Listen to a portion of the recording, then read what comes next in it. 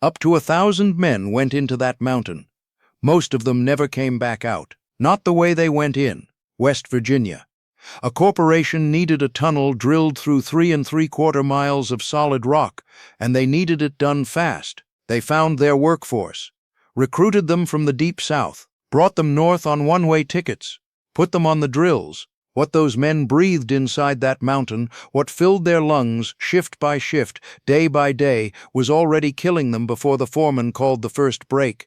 The dust was so thick in there you could practically chew it. Men came out of that tunnel coated white from head to boot, looking like something that had already been buried. Some of them had been. They just did not know it yet. Here is what has always stayed with me about this story. The people in charge knew. They knew before the first drill turned. They knew what the rock was made of. They knew what breathing it would do. And they made a decision, what that decision looked like, and what they did afterward to make sure nobody found out is one of the ugliest things in American industrial history. Who were these men? Why were they chosen above all others? And how does a corporation kill on this scale? In plain sight, with witnesses, with documents, with survivors who testified before Congress and walk away without a single charge ever filed. That is what we are here to find out. If you enjoy these stories, then support the channel by subscribing and liking. Thank you, and now back to the gritty history. The year is 1927. The Great Depression has not yet arrived, but its shadow is already moving across the country. The steel mills are slowing. The coal patches are cutting shifts. In the rural South and Appalachia, men who have never had much are beginning to have nothing at all. In that same year, the Union Carbide and Carbon Corporation, already one of the largest industrial conglomerates in the United States, creates a new subsidiary. They call it the New Kanawha Power Company. Its single purpose, to build a hydroelectric plant on the Kanawha River in Alloy, West Virginia, to power Union Carbide's metallurgical works. The plant will smelt iron. The iron will make money. To make the power, they need water. Fast water, falling hard. The new river, cutting through Golly Mountain in the Kanawha Valley, has exactly what they need. The plan is elegant in its brutality. Bore a tunnel 3¾ miles through the mountain, divert the river into it, drop it 162 feet in elevation, and let gravity do the rest. On paper, it is a marvel. In practice, it will require someone to drill through millions of tons of solid rock. On March 13, 1930, Union Carbide awards the construction contract to Reinhardt and Dennis Company of Charlottesville, Virginia, the lowest bidder among 35. The contract is for 2 years. There is a penalty clause for late completion. 18 days later, ground is broken. 18 days. In 1930, getting federal and state permits for a project of this scale in 18 days was not routine. It was a signal. This was a corporation with enough political weight to move mountains, literally, and the institutional connections to do it on its own schedule. Now they needed the men. The Great Depression gave them an abundant supply. Thousands of unemployed workers, desperate enough to take anything offered. Reinhardt and Dennis sent recruiters south, specifically south, looking not for experienced miners or local labor, but for black men from the deep south. Men with no roots in West Virginia, no family nearby, no union affiliation, no political representation, and no legal infrastructure to fight back if something went wrong. That was not a coincidence. That was the design. The recruiters told these men there was good work up north, steady pay, long hours, a real wage, a chance to send something home. In 1930, in the rural South, that was enough. You did not ask too many questions about a job that came with a train ticket. Of the nearly 5,000 men who would eventually work on the Hawk's Nest project, roughly 3/4 were African American. They came from North Carolina, Georgia, Alabama, Mississippi. They came on one-way train tickets with promises of steady wages and the chance to send money home. They arrived in Golly Bridge and were housed in overcrowded, unfurnished shacks, segregated, of course. They were paid not in currency, but in company scrip, tokens that could only be exchanged at the company commissary and only at a fee. The money went in one direction. If a man wanted to leave before his contract was up, he had nothing to leave with. The system was not accidental. It was architecture. Then the drilling started. And that is when the engineers learned something about Gauley Mountain that changed everything. The mountain was not just rock. It was silica, sandstone so pure that in some sections of the tunnel it ran at 99% silicon dioxide, the same compound used to make glass, to process steel, to manufacture the industrial materials that Union Carbide sold at enormous profit. As the drill bits bit into that rock, Union Carbide's engineers measured what they were pulling out and made a decision. They widened the tunnel. The original plan called for a diameter of 36 feet. They expanded it to 42 feet. Not for engineering reasons, not for safety, to extract more silica. The mountain was a commodity, and the men drilling through it were the means of extraction. Here is what they knew, and knew clearly, before a single drill bit touched that rock. Silica dust kills. It has been killing workers since at least the 18th century. Physicians called it by different names: potter's rot, quarryman's disease, miner's consumption. But the mechanism was understood. Inhale enough fine silica particles, and they lodge permanently in the lung tissue, triggering a fibrotic response that slowly stiffens the lungs from the inside. The medical term is silicosis. There is no cure. There has never been a cure. The disease progresses until the patient suffocates, slowly, over months or years. The safety measures to prevent it were equally well understood. Wet drilling, running water over the drill bit to suppress the dust, ventilation, respirators. These were not experimental technologies. They were standard practice in responsible mining operations. At Hawk's Nest, none of them were used. Wrong. One of them was used. Respirators were provided to company managers and inspectors working inside the tunnel. The workers, the men on the drills, in the dust, breathing that air for 10-hour shifts, got nothing. The reason dry drilling was used instead of wet is documented. A man who worked the bench drills later explained it plainly. You could drill 3 holes dry for every 1 hole wet. Speed was money. The penalty clause for late completion was real. Reinhardt and Dennis would earn a substantial cash bonus for finishing early. They finished 18 months ahead of schedule. The men on the drills paid for that bonus with their lungs. Inside that tunnel, the dust was not a nuisance. It was a presence. Workers described it as a white cloud so thick it impaired vision. One man said the dust was so dense he could practically chew it. Photographs taken during construction show workers emerging from the tunnel mouth, coated head to toe in white silica, indistinguishable from each other, from the rock, from the mountain itself. The town of Gauley Bridge acquired a nickname that spread through the surrounding counties, the town of the living dead, because the men who came out of the tunnel at shift's end moved like ghosts, white, hollow-eyed, already beginning to drown on dry land. The system that held these men in place was total. Company scrip kept their wages inside the company store. The shacks they lived in were on company property. When they got sick, and they got sick fast, faster than anyone had anticipated, they were not taken to hospitals. They were given pills, baking soda tablets coated in sugar, dispensed by company physicians who called the condition tunnelitis. The pills did nothing. They were designed to do nothing except give the appearance of medical attention while the men continued to report for their shifts. A man who refused to go back in was not treated with any particular sympathy. The sheriff's office had a working relationship with the company. That relationship had practical applications. Only 40% of the underground workforce lasted more than 2 months.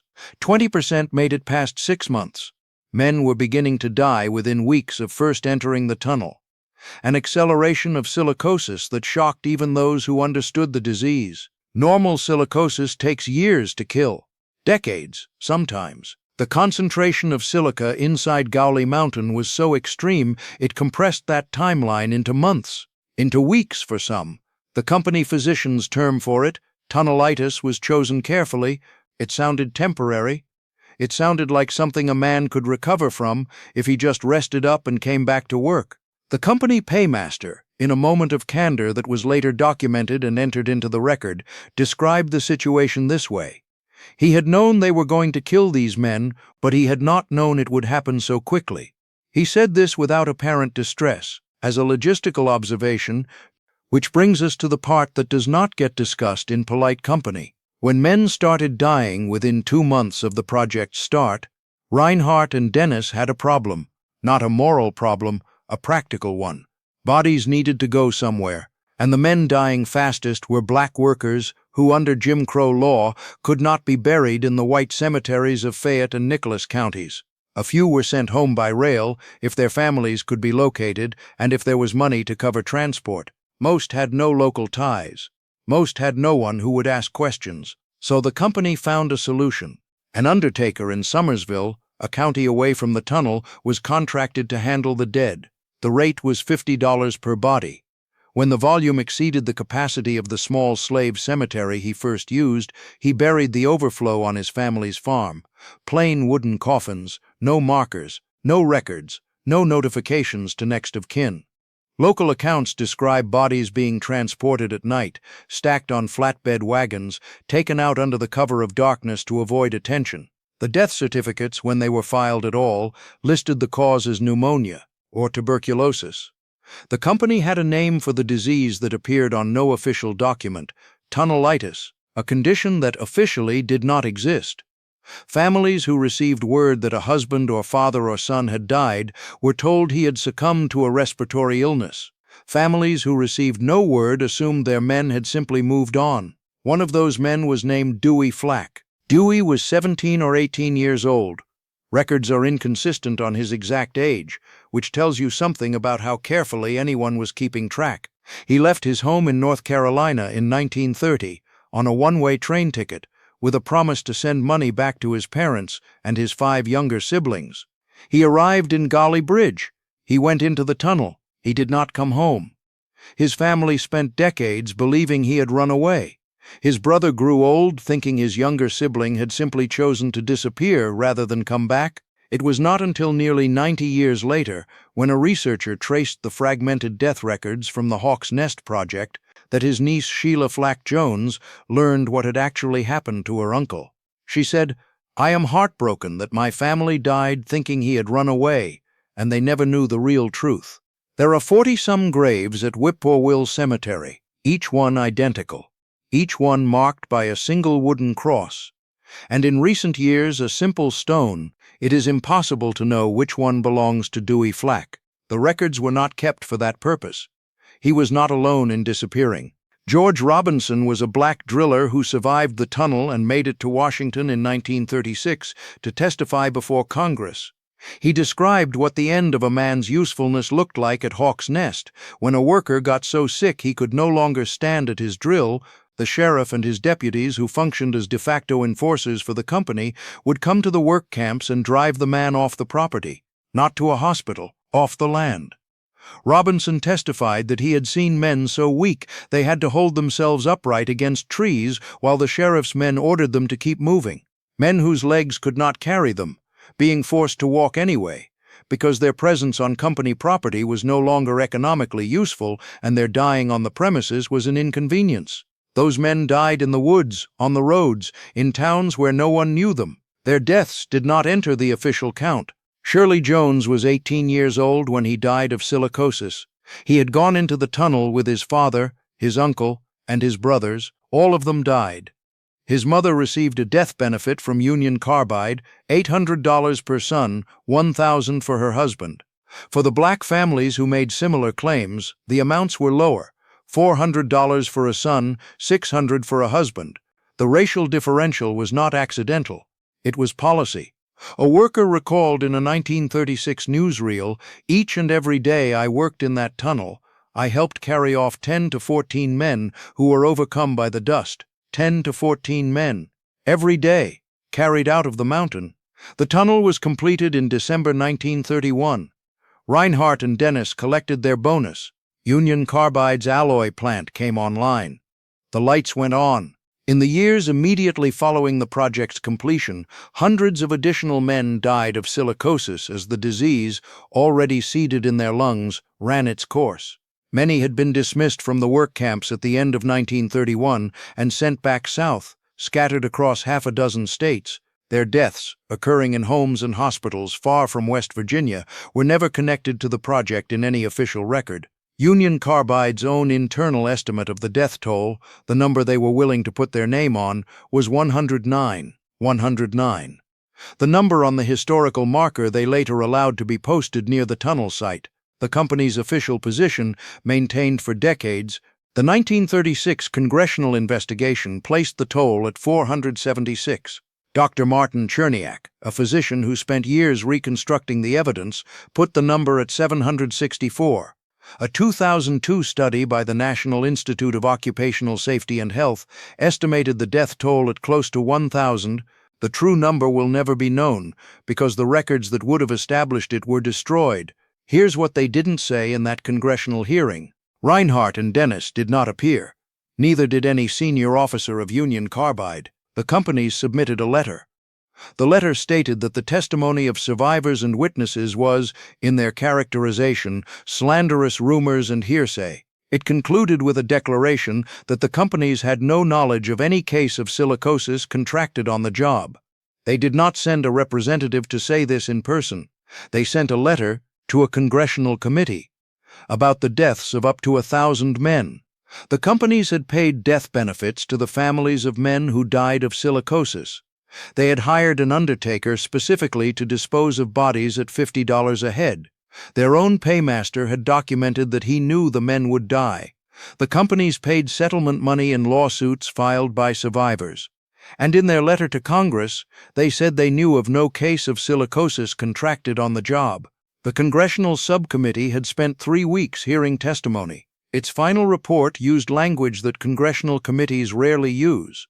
The subcommittee concluded that the tunnel had been begun, continued, and completed with what it called grave and inhuman disregard for the health, lives, and futures of the employees. It said the record presented a story of a condition that was hardly conceivable in a democratic government in the present century, more representative of the Middle Ages. Strong words. The subcommittee then dropped the matter. No charges were filed. No executive faced any legal consequence. No fine of any substance was levied.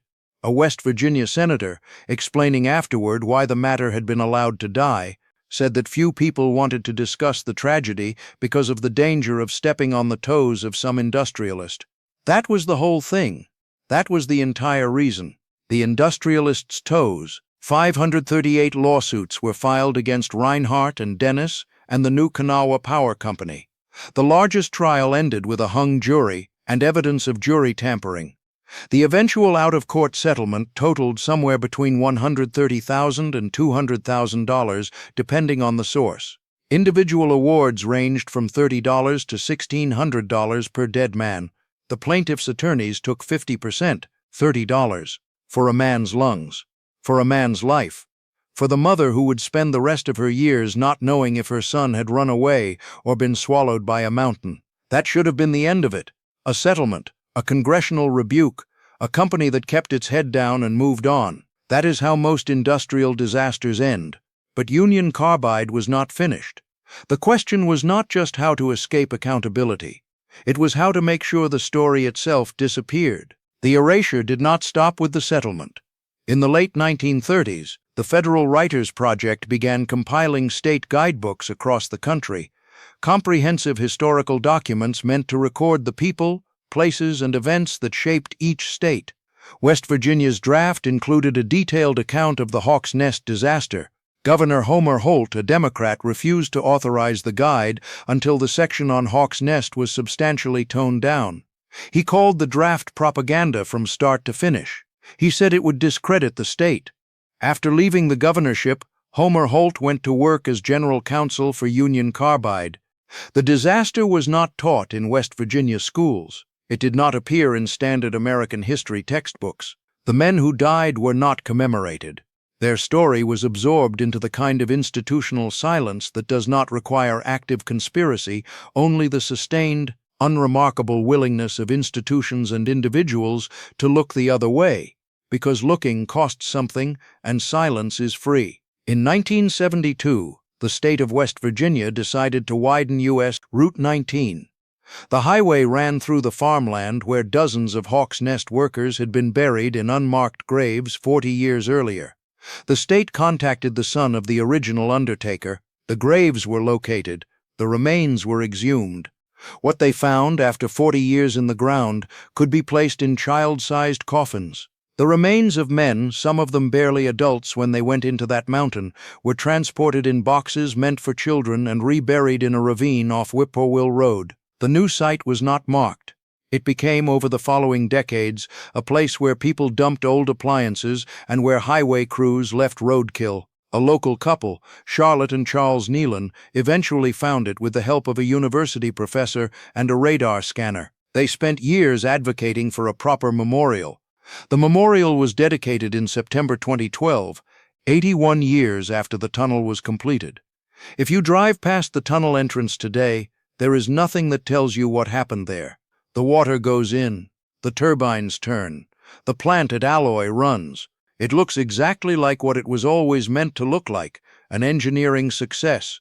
The tunnel itself has never stopped running. Water from the diverted New River still flows through Golly Mountain. It still drops 162 feet. It still turns turbines. It still generates electricity for the metallurgical plant at Alloy. The engineering marvel that Union Carbide built in 1930 paid for its own construction costs within a decade. It has been generating profit for nearly a century. The same company, Union Carbide, acquired by Dow Chemical in 2001, went on to operate a plant in Bhopal, India. In December 1984, a toxic gas release there killed between 3,000 and 16,000 people and injured over 500,000. It remains the deadliest industrial accident in world history. The same company, 54 years apart, the same pattern. I've read every document that survived, the engineering reports, the congressional testimony, the death certificates, the undertaker's account books. What stays with you is not the scale. It is the granularity of the contempt, the $50 rate per body, the baking soda pills, the racial differential in death benefits, the sheriff driving dying men off the property so their beds could be filled. Each of those details required a decision. Someone decided the rate was $50. Someone decided black families would get less. Someone signed off on the baking soda pills. Someone wrote that letter to Congress. These were not the impersonal forces of history. They were choices made by specific men in specific rooms, and not one of them was ever held accountable. Dewey Flack did not go home. George Robinson went to Washington and told Congress what he had seen, and Congress thanked him and dropped the matter. Shirley Jones was buried somewhere his mother could find him. His father and his brothers were not so lucky. There is a wooden cross at Whippoorwill Cemetery caving into the West Virginia ground above a child-sized coffin, no name on the stone. The tunnel that put him there is still running. The tunnel is still running. They built it. It paid for itself in less than a decade. It is still running. And the men who built it are in boxes made for children, off a road most people drive past without slowing down, without knowing.